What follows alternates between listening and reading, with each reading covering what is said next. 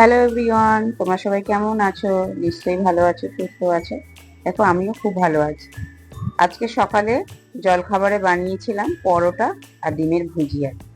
তা পরোটা অনেক দিন বানাই না, তা সেদিন পরশুদিন রাত্রেবেলা একবার বানিয়েছি। ওরা খেয়েছিল বলে, মানে ও বলেছিল একটু পরোটা করো তো, ঘুগনি দিয়ে খাবো। ওই দিন দিদিভাই পাঠিয়েছিল, সেই ঘুগনি দিয়ে পরোটা করেছিলাম। আর আজকে আবার সকালবেলা কি মনে হলো, তা আজকে আবার একটু পরোটা করেছি। তা পরোটাটা মেয়েকে খেতে দিয়ে দিলাম। তা সেই সময় কি ও অফিস চলছিল, তো এবার অনেকটা বেজেও গেছে। তা সেই জন্য ওকে আর টেবিলে এনে আর খাওয়ানোর মতো সময় হয়নি, ওখানেই দিলাম।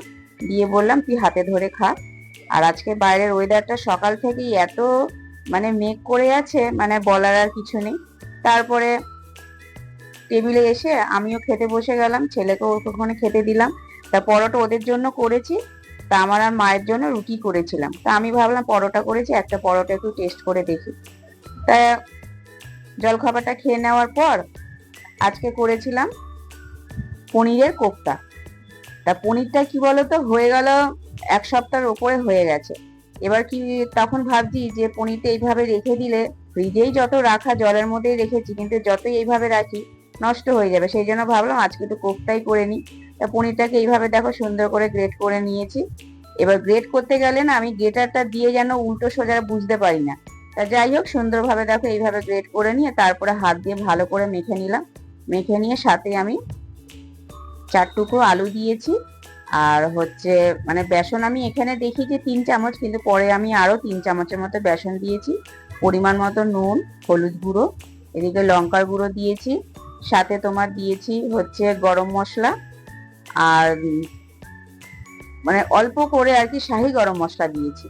দিয়ে তারপরে এদিকে আমি 1 চামচের মতো চিনি দিয়ে খুব সুন্দর করে মেখেছি।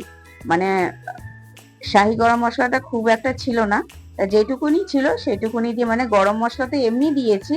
আরেকটা শাহি গরম মশলা আছে, ওইটা দিলে বেশ সুন্দর গন্ধ বেরোয়।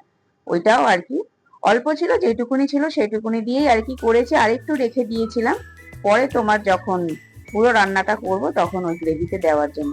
তারপরে সুন্দর করে এইভাবে মেখে নিয়ে কোফতার মতো পুরো এইভাবে চ্যাপটা চ্যাপটা করে করে নিয়েছি। দেখো, টোটাল হয়েছিল 15টার মতো কোফতা হয়েছিল। তারপরে মানে এইটা রেখে দিয়ে একটা মশলা, মানে একটা পেস্ট বানাতে হবে। পেস্টটার জন্য আমি এখানে 2 টুকরো আদা নিয়েছি, সাথে 3টের মতো কাঁচা লঙ্কা নিয়েছি। আর নিয়েছি তোমার হচ্ছে 7-8টার মতো কাজু বাদাম, বেশি করে কিশমিশ। আর 2 চামচের মতো পোস্ত নিয়েছি। পোস্ত আর অল্প জল দিয়ে এটা সুন্দর করে একটা পেস্ট করে নেব, কারণ এইটা হচ্ছে আমি নিরামিষ কোফতা করব। এবার পেঁয়াজ রসুন দিলে দেওয়া যায়, এবার সেই জন্য আজকে দিইনি। আজকে ভাবলাম না, একটু নিরামিষই করি।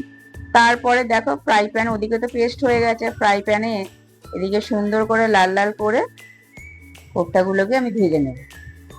মানে আগে তেলটা খুব মানে কি বেশি করে গরম করে নিয়েছি। গরম করে নিয়ে নেওয়ার পরে তারপরে কোফতাগুলো এপিট ওপিট করে খুব সুন্দর করে ভেজে নেব। নাহলে কি বলতো, মানে করতে করতে যদি মানে গ্যাসটা যদি বাড়িয়ে দিই তাহলে আর কি পুড়ে যাবে, ভেতরটা আর কি কাঁচা থেকে যাবে। তো এইভাবে ধিমি আজে সুন্দর করে কোফতাগুলো ভেজে নিয়েছি। ভেজে নেওয়ার পরে কড়াইতে ওই তেলটাই দিয়ে, তার সাথে তেলটা গরম হয়ে গেলে সাদা জিরে, ওদিকে তেজপাতা শুকনো লঙ্কা ফোড়ন দিয়ে অল্প আমি এখানে লঙ্কার গুঁড়ো দিয়ে ভালো করে তেলের সাথে মিশিয়ে নিয়ে তারপর ওই যে কাজু বাদাম পোস্তর যে পেস্টটা ছিল ওইটা বেশ ভালো করে দিয়ে দেবো। দিয়ে দিয়ে খুব সুন্দর করে মানে তেলের সাথে মেশাতে থাকবে। এবার দেখো ভালো করে মেশাতে মেশাতে, এবার স্টিলের কড়াই তো তলাটা একটু ধরে যাচ্ছিল, ওই জন্য সিম করে দিয়ে অল্প নুন আর ওই বাটি ধোয়া জলটা দিয়ে আবারও ভালো করে আমি মেশাবো। স্টিলের কড়াতে এই একটা সমস্যা হয়, মানে বেশিক্ষণ দিয়ে আর কি না নাড়লে খুব অসুবিধা হয়। তারপরে দেখো আমি এখানে টক দই অল্প করে জলের সাথে গুলিয়ে টক দইটাও আমি দিয়ে দিয়েছি। তারপরে চিনি দিয়েছি 1 চামচের মতো। আর এখানে আর কি একটু মিট মশলা দিয়েছি। তারপরে আমি এখানে ওই 1 বাটির মতো গরম জল আর 2 চামচের মতো ঘি দিয়েছি। তোমরা চাইলে এখানে দুধও দিতে পারো, আমি দুধ দিইনি, আমি এইটা গরম জল দিয়েই করেছি।